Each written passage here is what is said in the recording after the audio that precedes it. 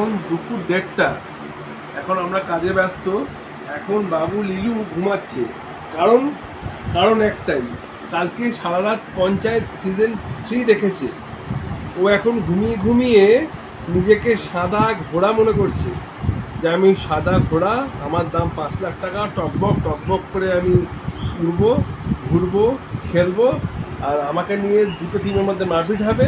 ওই স্বপ্নটা দেখছে। আসলে জানে না ও একটা ব্রাউন ডগি। ডগি বললে ভুল হবে, ও ব্রাউন সন, আমাদের ব্রাউন সন, আমাদের ডার্ক হর্স। যাই হোক, ও এখন ঘুমাচ্ছে কারণ কালকে পঞ্চায়েত দেখেছি সারা রাত, গোলাগুলি দেখে হাসাহাসি করে এখন বাবু ঘুমাচ্ছে। একটু পরে ও বলছে যে পঞ্চায়েত 1টা দেখবে, 3 দেখার পরে 1 দেখবে। তো আপনারাও ওয়াচ করুন পঞ্চায়েত, ওর সঙ্গে এনজয় করুন আমাদের ভিডিও। Thank you.